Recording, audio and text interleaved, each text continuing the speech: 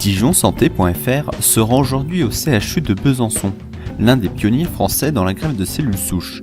Ces greffes permettent de stopper leucémie, cancer et autres maladies graves. L'année dernière, ce sont plus de 60 greffes qui ont été réalisées à Besançon. Le professeur Deconinck, chef de service hématologie du CHU de Besançon, nous explique le fonctionnement d'une greffe de cellules souches. Les greffes sont réalisées essentiellement pour traiter une maladie cancéreuse. Donc il faut distinguer deux problèmes. D'une part, la réponse de la maladie cancéreuse et d'autre part, la prise de greffe.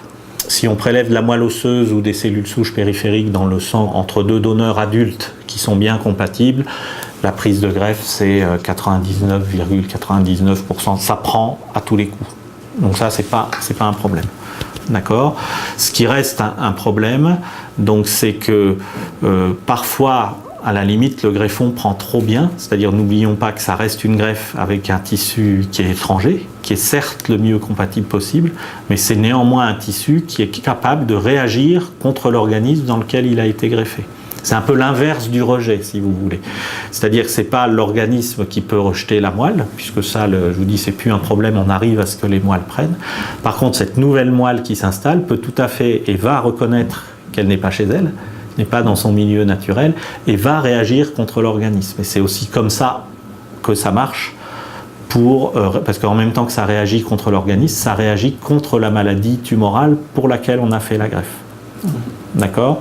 Et cette réaction peut parfois être violente et peut aller jusqu'au décès du patient qui a reçu la greffe si on n'arrive pas à la maîtriser. Quand la greffe a bien pris, ce qui est le cas dans la majorité des cas, que le traitement anti-rejet peut être arrêté et que la maladie hématologique n'est pas revenue, le patient est guéri.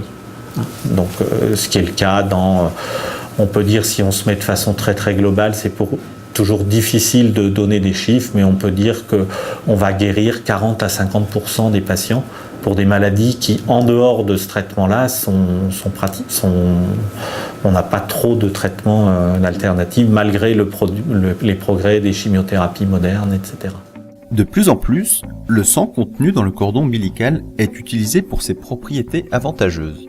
L'avantage, comme ces cellules sont beaucoup moins mûres que les cellules d'un adulte, c'est qu'on a moins besoin de respecter la compatibilité HLA que si on fait une greffe entre deux adultes. Donc avec ce type de greffon, on peut se permettre de faire des greffes avec des donneurs qui sont moins bien compatibles, entre guillemets. Et à ce moment-là, ça nous permet donc d'offrir une possibilité de greffe à des gens qui autrement n'auraient pas eu de possibilité de greffe de cellules souches. Il existe des infrastructures et organisations importantes pour les dons de sang de cordon. Comme tous les dons en France, c'est un don qui est anonyme, gratuit, par contre qui nécessite une infrastructure assez importante et une organisation donc, entre les maternités où ont lieu les accouchements et les banques de sang placentaire. Puisque ce sang, il n'est pas destiné, s'il fallait attendre qu'un patient ait besoin d'une greffe, que ça tombe en même temps qu'une naissance, etc., vous imaginez bien qu'on n'y arriverait jamais.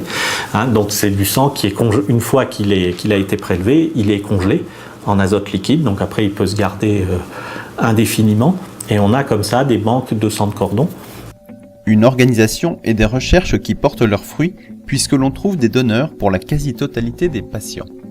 Avant, on n'avait que 20% des patients pour qui on trouvait un bon donneur, tandis que maintenant, on a 80 à 90% des patients qui ont besoin d'une greffe vont trouver un bon donneur. C'est ça la grosse différence et qui fait que cette activité augmente, que ce soit en France, dans tous les pays développés, en fait, en France, en Europe, aux États-Unis, c'est une activité qui est en constante augmentation. Il faut cependant faire attention aux banques de sang de cordon privées qui se développent sur Internet, souligne le professeur Deconinck, car on ne connaît pas les contrôles effectués sur le sang ni ses conditions de conservation. Il rappelle aussi l'importance du don et encourage notamment les jeunes hommes. Tous les gens jeunes et particulièrement les jeunes hommes, parce que sur les fichiers de donneurs volontaires, il y a beaucoup plus de femmes qui sont inscrites, parce que je pense avec la maternité, etc., font qu'elles sont plus facilement sensibles à ce type d'approche, mais je crois qu'il faut vraiment insister les gens jeunes et en bonne santé à faire la démarche de s'inscrire. Ça reste une démarche bien sûr volontaire, qui reste anonyme, qui est très encadrée, mais on a besoin donc de donneurs volontaires de moelle, ou de cellules souches hématopoïétiques actuellement, et ça rend service, c'est une technique concrète qui marche et qui rend service aux patients.